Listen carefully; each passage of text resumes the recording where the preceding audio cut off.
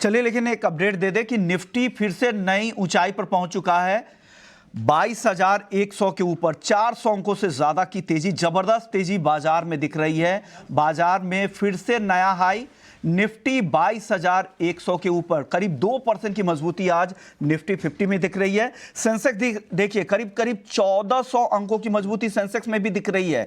Nifty लेकिन record ऊंचाई पर है 22,100 के ऊपर, 400 अंकों से ज्यादा की तेजी। निफ्टी बैंक देखिए 650 अंकों से ज्यादा की तेजी निफ्टी बैंक में भी है। यानी बाजार में चौतरफा रैली है।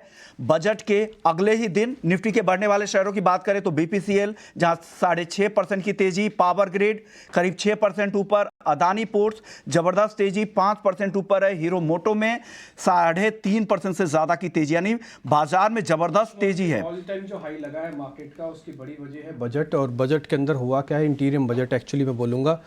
और उसके अंदर हुआ क्या है कि मार्केट के अंदर ये उम्मीद थी कि शायद कुछ लोक लुभावन बजट आएगा, रेवड़ियाँ बांटी जाएंगी। जी ऐसा हुआ नहीं कुछ भी। सरकार को मैंडेट सिर्फ 3 महीने का है। बजट आया 5 साल वाला कि हम ये करेंगे, हमारे पॉलिसी फ्रेमवर्क में होगा, ये चीज होगा। तो मार्केट में जो इंस्टीट्यूशनल है उनका भरोसा बढ़ा है। और एक चीज पीएम के जो भाषण में, या पीएम जो हमेशा कहते 2047 तक हम विकसित राज्य बनेंगे, एक विजन दिख रहा है। एक विजन है कि हम रहे ना रहे, मतलब इकोनॉमी के लिए काम होता रहेगा, इकोनॉमी के लिए काम होगा। और वो शायद हो सकता है ऑटो पायलट मोड पे भी इकोनॉमी चली जाए कि आपकी सरकार हो या ना हो, लेकिन ये इकोनॉमी के कोर इश्यूज को उन्होंने इस लेवल तक एड्रेस कर दिया है कि उसका बड़ा बेनिफिट होगा। एक और चीज, ये रिटेल नहीं कर सकता, ये ऑल टाइम हाई रिटेल नहीं लगा सकता। 400 पर निफ्टी रिटेल नहीं चला सकता, ये चलाते इंस्टीट्यूशन, नहीं चलाते एफआईज। मैं आपको एक छोटा सा आंकड़ा शेयर कर दूं विश्वमन, आप भी जरा सुनिएगा। 24% की लॉन्ग पोजीशंस थी एफआईज की। एक का एक कल उन्होंने 8% माल खरीदा। कल उन्होंने हेडलाइंस को तो ऊपर ही रखा, लेकिन नीचे ही नीचे काफी हद तक एक्यूमुलेशन मार्केट्स के अंदर हुआ, तो टोटल लॉन्ग पोजीशंस में आया। अब आप जब भी एफआईज आएगा वो हमेशा बड़े शेयर के साथ ही आएगा, वो हमेशा फ्रंटलाइन शेयर के साथ आएगा, कोर सेक्टर के साथ आएगा। वो फ्रंटलाइन शेयर कौन सा है, वो रिलायंस इंडस्ट्रीज है। अब आप देखो रिलायंस इंडस्ट्रीज बकायदा डेज हाई पे खड़ा है। अगर आप कोर सेक्टर्स के देखोगे तो बैंकिंग में एचडीएफसी को लेके आओ, एचडीएफसी करीब 0.5% ऊपर है, इसने अपनी गिरावट को रोका है। तो जो बड़े शेयर का पार्टिसिपेशन है मार्केट के अंदर वो आपको साफ दिखेगा।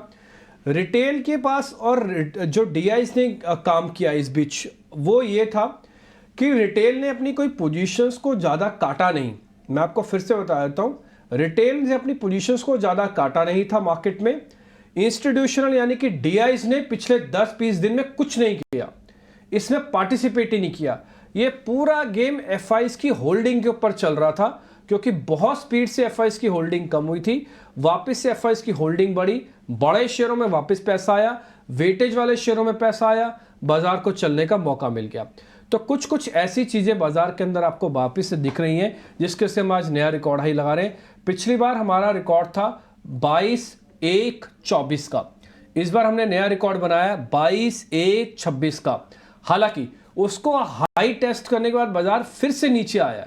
अगर आप देखेंगे उसको हाई टेस्ट करने के बाद थोड़ा सा बाजार नीचे आया, और ये होगा भी कि इसी तरह से मार्केट ऊपर नीचे करेगा। एक दो चीज मैं जरा आपको और नोटिस कराता हूं। जरा एक बार आप जरा इंडिया विक्स भी लेके आइए।